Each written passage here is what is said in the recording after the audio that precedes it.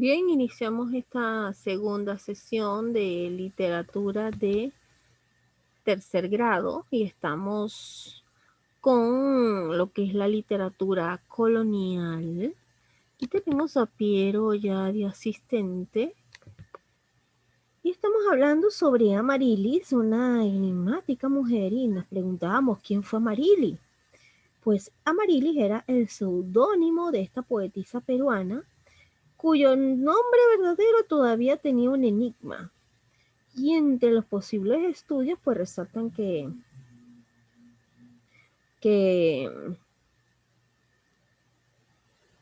es, se le pudiese haber conocido como María de Rojas y Garay. Y coinciden que esta dama era de procedencia guanuqueña. Ella es la autora de Epístolas a Abelardo.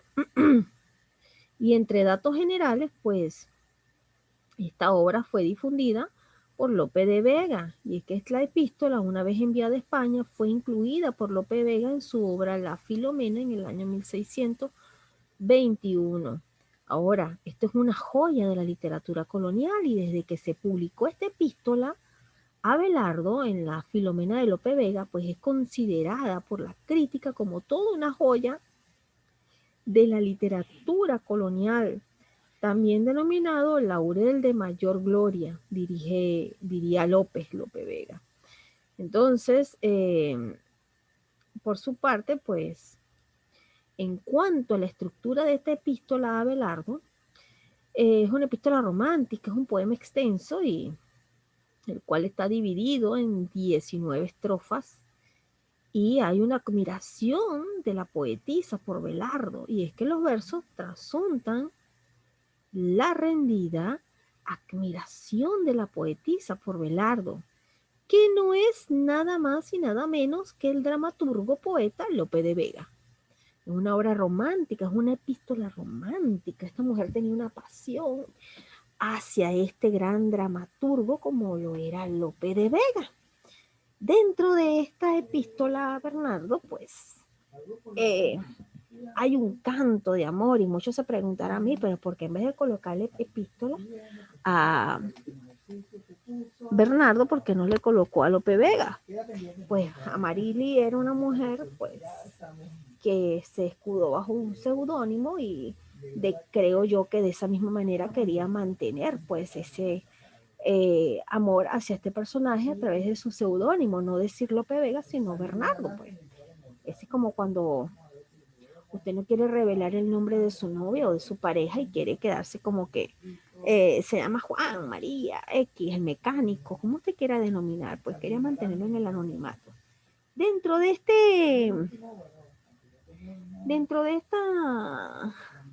epístola, pues hay un canto de amor. Y es que el mensaje del poema va en la admiración para convertirse en un sincero y apasionado canto de amor empalagoso. Y por su parte, pues, Lope Vega, pues, la va a incluir en su obra La Filomena, que fue de segunda data, pues, de 1621, cuando fue publicada.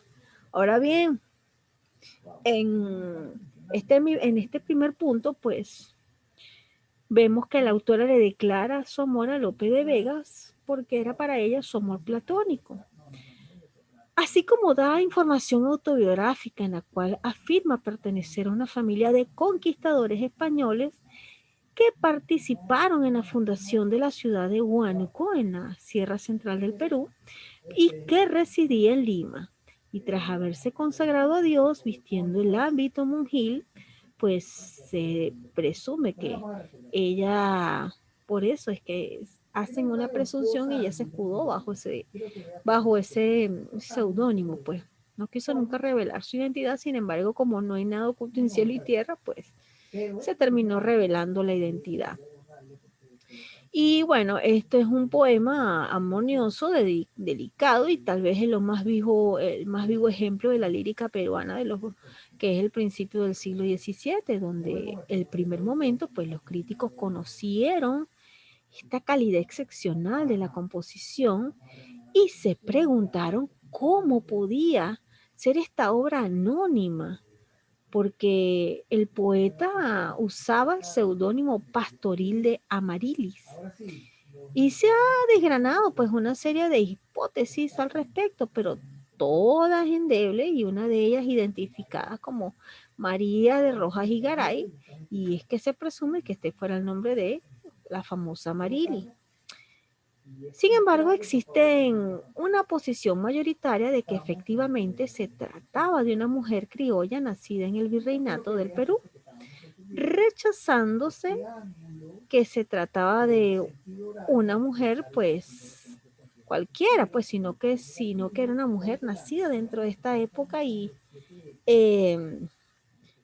sentía un profundo amor hacia Lope Vega y lo hizo de esta manera, pues. Y por eso que esta fue una de las obras más que gustó dentro del virreinato, pues fue escrita con pasión, fue como con ganas escrita, pues tuvo inspiración, tuvo su propia musa. ¿Y quién fue su musa? Lope de Vega.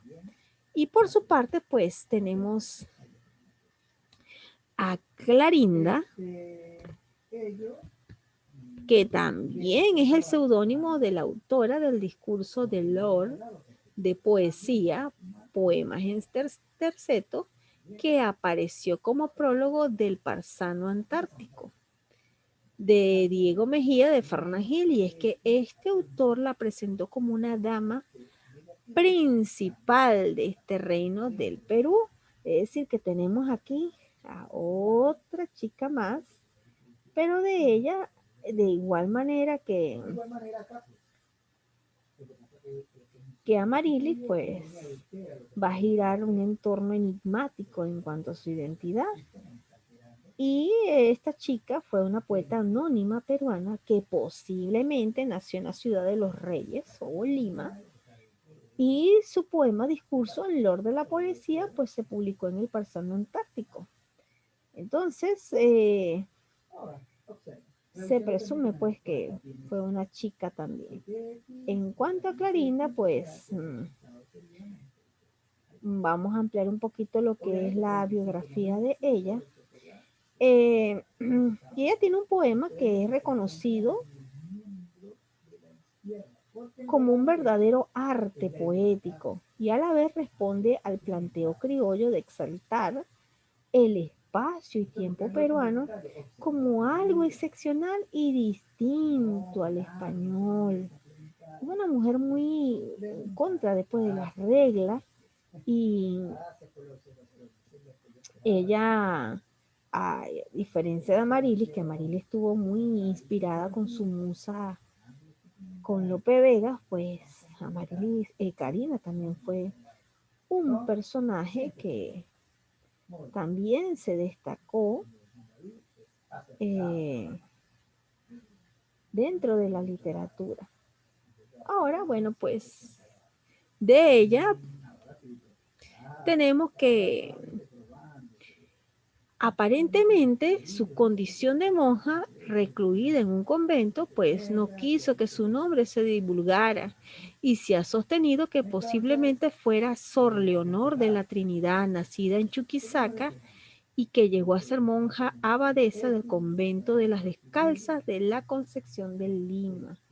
Entonces, se ha de aquí de una manera reflexiva, pues casi al igual que Amarilis, se escudaron bajo los seudónimos por temas religiosos, pues Amarilis también se llegó a presumir que fue también monja, y al igual que Clarinda. Entonces, ahora se puede comprender un poquito más por qué el seudónimo.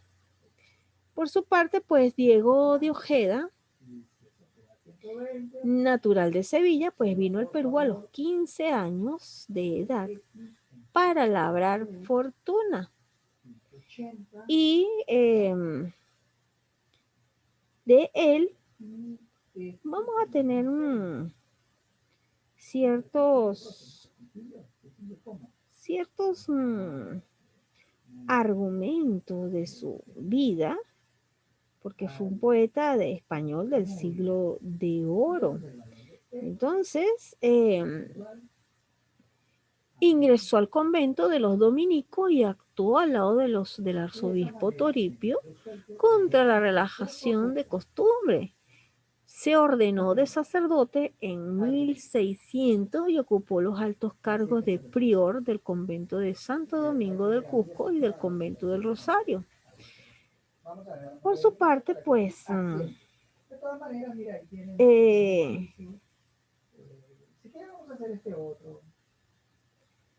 de él, pues podemos decir que fue hijo de Diego Ábalos y de Catalina Martín. Y él marchó muy joven a las Indias y profesó en el convento de Dominico, como mencioné en las láminas. Sin embargo, pues dentro de sus obras es autor de Las Cristiadas, que es una epopeya culta dedicada al marqués de Montesclaro, virrey del Perú, que describe en 1974 octavas reales la pasión de Cristo, inspirada en los 4 evangelios y en el Tazo, aunque la fuente principal pues fue una obra latina sobre el mismo tema, Cristia. Ahora, se trata de un poema muy inspirado y entre lo mejor que produjeron las letras virreinales durante el siglo de oro. Entonces, tiene compuesto en 12 cantos y cada uno va procedido de una octava real que resume el argumento. Ahora, este personaje es muy también importante dentro de la literatura colonial. Por su parte, pues, Diego Mejía de Fernandil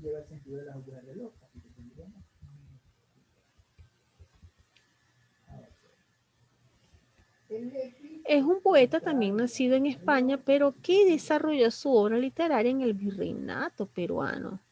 Y es autor de la primera parte de Parsano Antártico. Allí es donde se inserta el anónimo discurso en loor de la poesía, firmado con el seudónimo de Clarinda. Y la segunda parte no llegó a publicarse y permaneció inédita hasta finales del siglo, hasta el siglo XX. Y él es también reconocido como un excelente traductor de las heroínas del poeta latino Ovidio. Por su parte, dentro de lo que es el barroquismo, tenemos a Juan de Espinosa Medrano, llamado también el Lunarejo. Y es que el hombre tenía talento desde pequeño, como te señalé en láminas anteriores, y la multitud se agolpaba para escucharle y se mereció el apodo de Doctor Sublime.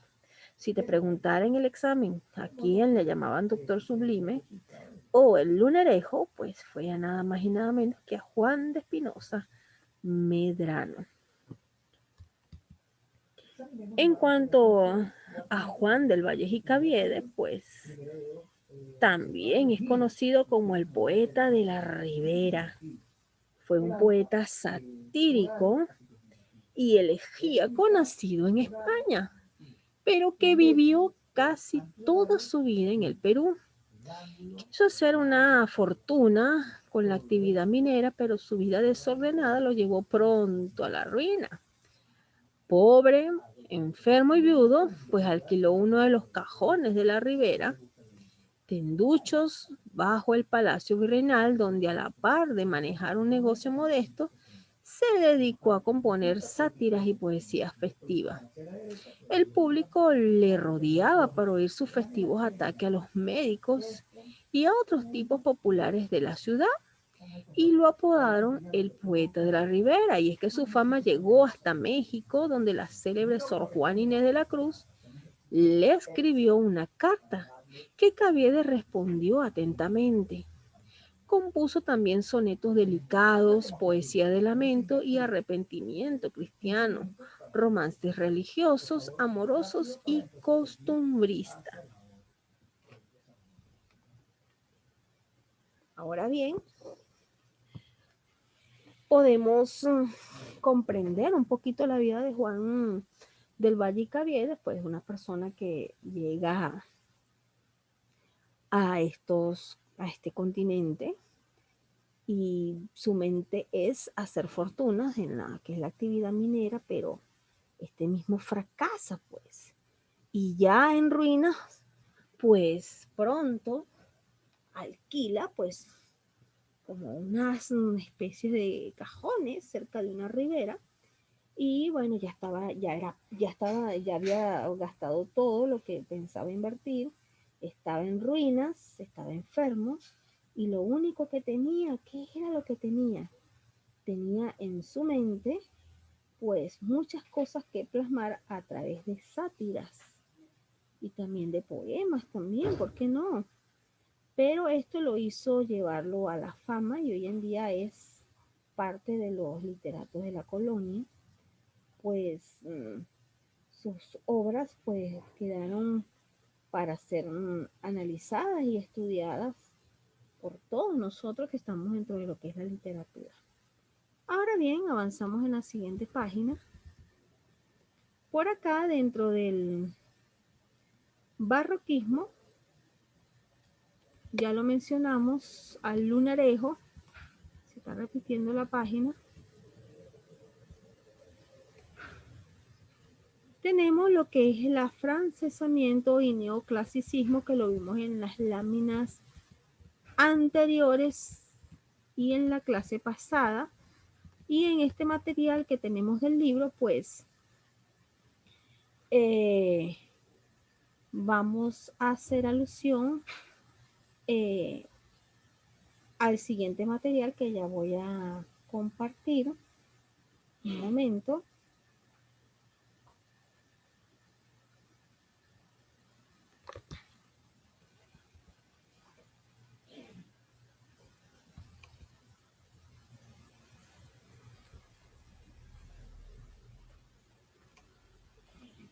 Y dentro de este afrancesamiento, pues van a haber dos personajes que se van a destacar: Pedro Peralta Ibarnuevo y Alonso Carrió de la Bandera. Por un lado, Pedro Peralta, pues era un sabio peruano llamado Doctor Océano, esa era la forma en que se le conocía, y tenía un doctorado en la Universidad de San Marcos, de la cual fue rector. Y entre sus obras tenemos Lima fundada, España vindicada, y tenemos Alonso Carrió de la Bandera, conocido como Concolo Corvo, nacido en España, y en sus obras muestra la inestabilidad política del virreinato. Y entre su obra pues está el Lazarillo de los ciegos caminantes. Ahora bien, nos vamos a nuestro libro para compartir la información que tenemos dentro de ella. Y es que en la mitad del siglo XVII, la literatura de Europa, bajo influjo de las letras francesas, tendió a volver a los moldes clásicos. Sin embargo, en las colonias españolas siguió preponderando el conceptismo y el culteranismo, o sea, el barroquismo. Las normas neoclásicas tardaron en llegar a América Española. Ya a comienzos del siglo XVIII, coincidiendo con la instauración de la dinastía borbónica en España, los escritores empiezan a alinearse dentro de las academias surgidas a imitación de las de Francia, y surge la Academia de Palacio fundada por el virrey marqués de Castel-Doriu, donde al lado de los cultores del barroquismo se suman a los que estaban ya bajo el influjo francés, y se destacan los académicos del palacio de las siguientes autores. Y de aquí tenemos a Luis Antonio Oviedo y Herrera, conde de la Granja, poeta y autor teatral, autor de los libros poemáticos La vida de Santa Rosa, Poemas sacros de la Pasión. A José Bermúdez de la Torre y Solier, quien era poeta, autor del poema Telémaco en la isla de Calixto, y fue además jurisconsulto, así como rector de la Universidad de San Marcos en Lima. Pedro Peralta y Barnuevo, que también fue un poeta, erudito y científico limeño por la importancia que alcanzó y que merece una sección dentro de lo que es esta parte de la literatura como una persona muy notable. Ahora bien, el literato más destacado de la primera mitad del siglo XVIII pues fue Pedro Peralta y Barnuevo, pues era el hijo de español y su madre peruana. Fue uno de los más completos polígrafos de su tiempo y la fama de su sapiencia cruzó las fronteras del Imperio Español. Se graduó de abogado, profesión que alternó con las labores de ingeniería, matemáticas y astronomía. Fue cosmógrafo y mayor del reino e ingeniero mayor, y tras un plan de defensa del Callao, dictó la cátedra de primas de matemática en la Universidad de San Marcos, de la que también fue rector, y sabía 8 idiomas, en todas las cuales escribía con perfección y elegancia. Por su portentosa reducción, recibió el apelativo del Doctor Océano y tuvo entredicho con la Inquisición a raíz de la publicación de uno de sus libros de carácter místico. Dejó unas gran obras literarias muy vastas que Tamayo de Vargas dividió en 5 grupos: en poesía cortesana, obras dramáticas, historia de la España, Lima fundada, las 10 oraciones. Es decir, que fue un hombre muy importante, muy erudito, dominaba 8 idiomas y se le denominó Doctor Océano. Por su parte, pues, Pablo de Olavide, escritor, traductor, jurista y político, también de acá de Lima, pues es la figura más notable de lo que es el afrancesamiento. Entonces, estudió en la Universidad de San Marcos, donde se graduó en Teología y Derecho. Fue asesor del Tribunal del Consulado y, bueno, él tuvo una gran influencia, ya que viajó por Italia y Francia, pues le sirvió mucho relacionarse con los grandes de la Ilustración, entre ellos está Voltaire y Diderot. Entonces allí cimentó sus bases. Ahora, por su parte, en el tema de lo que es la literatura de la colonia,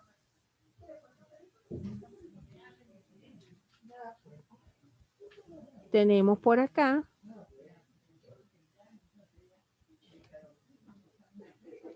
un momento, disculpen la interrupción si la escuchan. Es que dentro de lo que es esta literatura, de este momento de la literatura colonial, pues venía con rasgos de lo que era español, pues en la literatura prehispánica era un poco genuina y por lo tanto las formas que se daban y las grandes obras se iban a tener ciertas diferencias. Ahora bien, con lo que va en relación a la literatura de lo que es la literatura colonial, pues se caracterizó en esta época porque había una retórica muy artificial en lo formal y religiosa. Y a pesar que abarca los 2 siglos, pues hubo una muy escasa producción y calidad pobre de ambas literaturas. Sin embargo, fueron desarrollándose, y en la cual estuvimos hablando de las etapas de la literatura colonial, que estuvimos hablando de la etapa clásica, la etapa barroca y la etapa de la influencia francesa. Y es que en la etapa clásica estuvimos hablando de que aquí tenemos grandes autores representantes de esta etapa, como lo son Amarilis, Diego de Ojeda y Juan del Cabiede.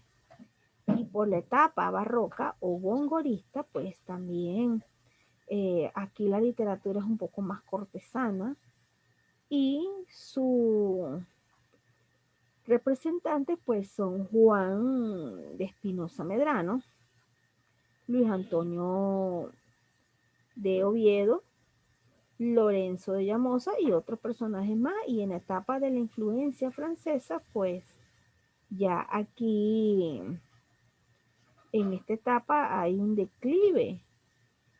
Y es que la influencia francesa pues se hizo sentir en las colonias hispanas, como que como un reflejo de la preponderancia político-cultural de Francia en Europa. Entonces, los científicos franceses en esta etapa informan a los americanos las ideas liberales que inspiran las obras de Voltaire, Montesquieu y Diderot. Y en Lima, pues el virrey Castel de Riu, uno de los introductores del gusto francés, pues instala una academia para el cultivo de las letras. Aquí en este momento se expulsan también a los jesuitas y se escribe la obra El drama de las palanganas contra los amoríos del virrey Amat y la Perricholi. Entonces, aquí en este momento, pues, se dan a conocer grandes obras populares como el Lazarillo de los ciegos caminantes, cuyo autor es Concolo Corvo, que se escuda bajo su sobrenombre. Y es que el Lazarillo de ciegos caminantes describe en cierta gracia y humor satírico acerca de las costumbres sociales que ve desde Buenos Aires hasta Lima. Y el principal representante, los principales representantes que hay dentro de esta época del afrancesamiento es Pedro de Peralta y Rocha Benavides, Pablo de Olavide y Jauregui. Entonces, las principales obras, pues, hay que mencionar que están las del Inca, la de Felipe Guamán, la de Diego de Ojeda, la de Amarili, la de Juan del Valle, Juan Espinosa y Medrano, Pedro Peralta y también pues llamado Concolo Corvo. Entonces, ampliando un poco la información, pues a manera de resumen, Amarili pues fue considerada la mejor poetisa del virreinato y de eso no hay la menor duda. Por su parte, pues Juan del Valle y Caviedes reacciona contra el gongorismo imperante. Y aquí, pues, él es el autor de Dientes del Parsano, que es la sátira que les mencioné, donde hay vivacidad y picardía contra los médicos. Otra manera de resumen, Juan Espinosa y Medrano, autor de Apologético, en favor de Luis de Góngora, él considera la obra más meritoria es considerada la obra más meritoria de la literatura colonial.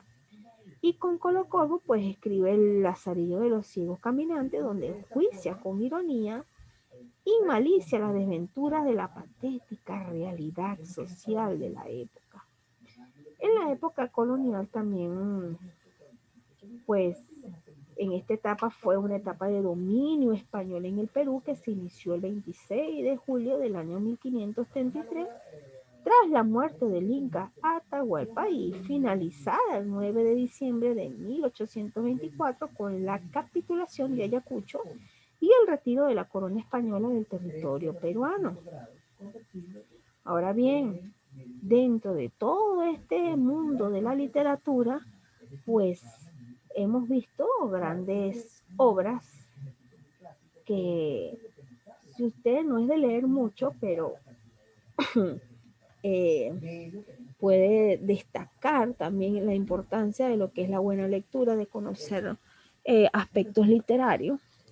Hemos estado viendo durante la clase todo lo relacionado con literatura de la literatura prehispánica, que fue con la primera que comenzamos a manera de resumen.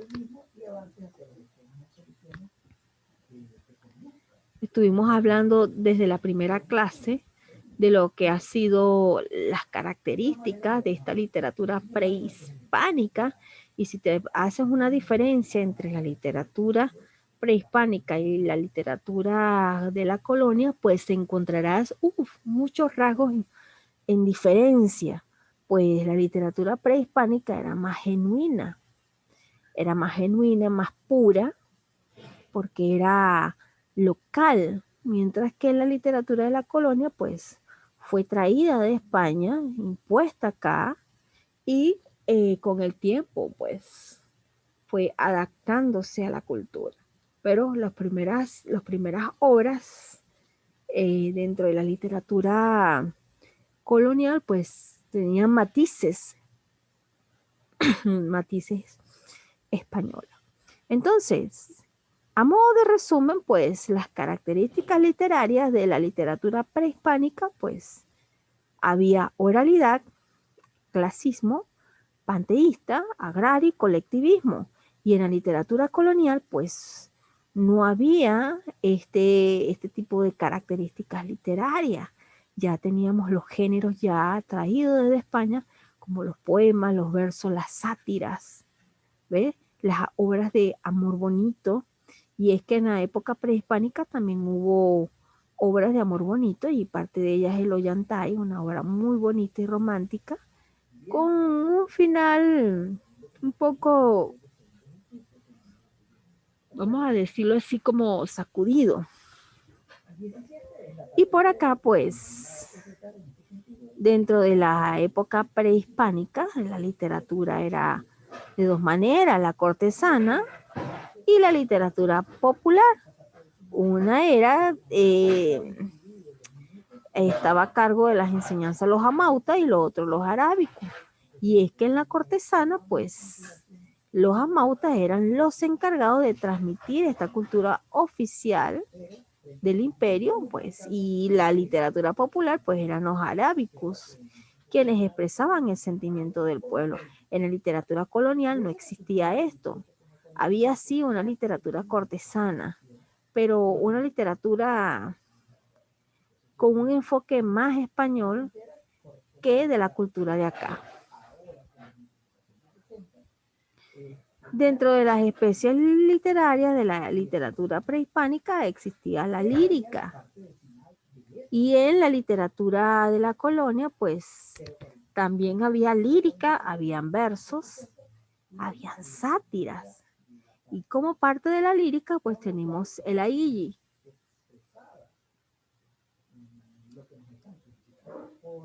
Por su parte, tenemos aquí el araui. Y las especies épicas, las especies dramáticas también estuvieron presentes en la literatura prehispánica y también en la literatura colonial. Y parte de lo que es la literatura prehispánica, la obra maravillosa del Ollantay, que la leímos en clase, una obra muy romántica, muy bonita, pero con un final un poco triste. A mi criterio no fue un final muy bonito, pero sin embargo tuvo mucha trama. En la literatura, pues, de la colonia, ya los temas eran un poco más hacia lo social, pues. Tenemos las sátiras de las sátiras que grandes escritores hacían, pues, para la época, pues, como especie de manifestación en contra de lo que estaba sucediendo en ese momento. Y es que también hubo amor bonito dentro de la literatura colonial, y tal es el caso como El diente de Parzano, de la escritora Amarilis, quien se escuda bajo su seudónimo porque en su obra, pues, ella siente un amor platónico hacia Lope de Vega y le lleva, pues, a inspirarse de esta manera, y tal fue el caso de Clorinda, que también se escudó bajo un seudónimo. Bien, para esta clase que estuvimos hablando de lo que es la literatura de la colonia, no voy a dejar actividad domiciliaria, Sin embargo, para el día próximo que nos toca clase, sí estaré enviando actividad correspondiente a literatura, pero por hoy no voy a enviar no voy a enviar todavía actividad domiciliaria, puesto que estamos en la segunda semana, estamos como comenzando. Y por acá pues les voy a traer el tema de la próxima clase.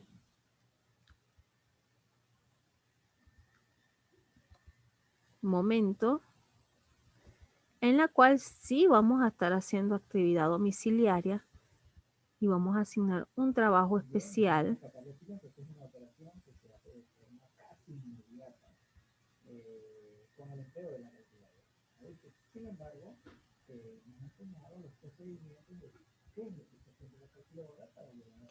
Vamos a estar con el tema del teatro en la colonia y otros temas más, y voy a asignar una actividad domiciliaria especial que está fuera del libro, porque como puedes ver no hay actividades domiciliarias en el libro, pero voy a asignar una actividad especial y vas a tener que leer 2 grandes obras para realizar las primeras actividades domiciliarias, pues nos va a tocar leer y hacer buenas redacciones.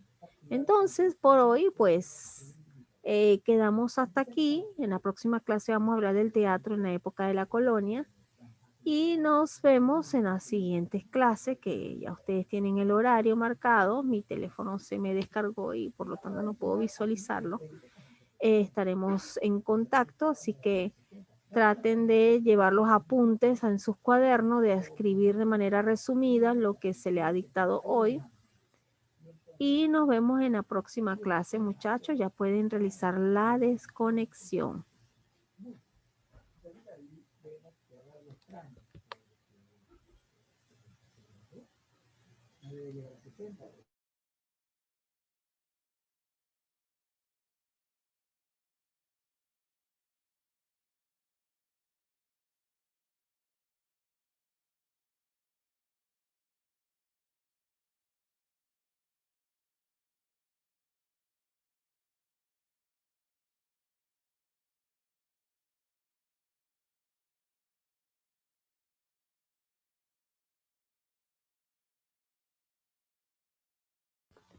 Bien, y a manera de resumen, pues ya hemos finalizado esta sesión de clase y hemos hablado de lo que es la literatura de la colonia con personajes muy importantes como Amarili, Clarinda, con Colo Corvo, quienes, y el poeta de la Ribera, quienes han dejado grandes obras para nosotros, y tal es el caso de Amarili, pues una obra muy romántica, de un amor imposible, un amor platónico, y con un enigma en cuanto a su seudónimo, pues no se reconocía la identidad pues de la autora, pero por investigaciones realizadas, pues se llegó a la conclusión de que Amarilis era una mujer y que posiblemente haya sido una monja, y por tanto creemos que se escudó bajo este seudónimo de esa manera. Al igual que Clarinda, pues fueron personajes que escribieron grandes obras muy bonitas, así como Amarili. Y bueno, ya hemos finalizado la clase. No voy a dejar actividad subdomiciliaria por hoy, pero en la próxima clase vamos a asignar 2 obras grandes, una de lo que es la literatura prehispánica y la otra de la literatura colonial. Vamos a hacer un trabajo domiciliario bien redactado y te va a tocar leer 2 grandes obras de ambas literaturas.